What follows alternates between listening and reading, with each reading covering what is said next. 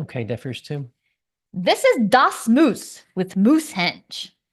The mysteries of Moosehenge are definitely worth exploring. There's a lot more here than meets the ear. Upon my first spin of the debut album from this quartet out of Brooklyn, New York, yes, New York, I haven't quite figured out their affinity for umlauts, but they seem to me like a sophomore girl. Every time you meet her, she's in a different mood or another trend because she doesn't know who she is. Talking about yoga poses, Hello Kitty eyeliner, yada yada. We've all been there.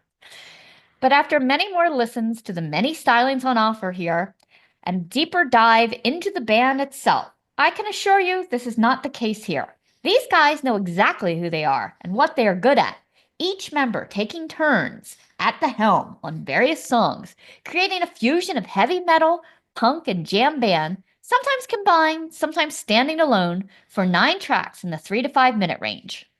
The opening track starts with the spooky sounds of a black hole as recorded by NASA. Because, I mean, why not? It's called Death, Death, and More Death. And it's the fastest track on the album in a total Motorhead style, with quick wailing guitars of Adam Dubin and Joel Bloom, lightning quick drum thuds by Drew Haas, with Dubin's punk rock, rapid word fire vocals decrying gun violence. There's an interlude where the drums slow and a gong sound precedes the guitar solo with some female ghostly oohs layered in, before marching drums lead us to another solo and then return to the previous speed. All songs are recorded as the band jams live, and you can even hear laughter left at the end of this track. I imagine it's the sheer amount of times the chorus is repeated, you can definitely pick up on some tongue-in-cheek moments. 3/5 Whiskey turns to a southern rock vibe with a little slide guitar, a little piano, and female woo-woo girls. Haas lays down a mid-paced solid beat, made infectious by the funky bass line of Rob Kabassian. You'll be breaking out your Texas two-step for this one, while Hip Huggers is a ZZ Top informed number with dirty, fuzzed, quick riffs of Bloom and a deep, resounding, bouncy bass line from Kasabian. They even throw in some odd bird calls during the ripply guitar interlude before the engines gear up to full speed once again. Also of note is the Ramones-style tribute, Traction Park Massacre, that launches off with a 1, 2, 3, 4, and has that super familiar, quick, fuzzy chord changes, and also has guest Alex Skolnick of Testament on keyboard. Their lyrics are steeped in humor. Tried to get her into bed when I realized she was dead. That's a bummer, I know. If you're not already punchy from the repeated chorus that they beat you over the head with, for good measure, they drop it to you a few more times over just drums. Incidentally, this song will be featured on a movie soundtrack of the same name. So as far as that goes, they do a great job of making the title stick in your head.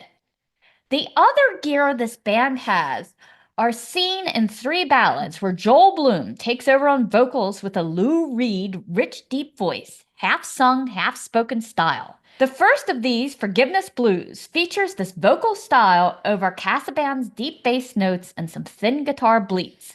A slide guitar opens things up some as drums kick in. Some talky guitar tones add to the folkish feel, with some wah-wah solos. Jingleheimer is in a similar vein, with Bloom crooning over light harp-like guitar. It's about someone who has left this life too early. I'm not sure who the song is about, but the lyrics seem full of inside jokes like, "Eyes to the sky, the Jingleheimer, made me wish I had known them." My favorite track is Gasoline, that fuses the most styles together. Fuzzy riffs, slide guitar, while the drums are a snappy mid-pace crack. The talky wah-wah guitar lines are sure to get you out on the dance floor. You have to give some credit for the rhyme of the words morphine and gasoline. So will this be on my top 10 album list at year end? Probably not. Will this be an album I revisit? Definitely. It gets its hooks in you. Plus, I find the quirkiness very charming. There are a lot of good moments to be had here and a few great ones. I'll be sure to look for more from this band, and here's to hoping for a little more of that jam band southern rock feel, because I think that's their best stuff. Heck, maybe they can add a horn section. You never know. I mean, this is music of a different ilk. So let's play Gasoline.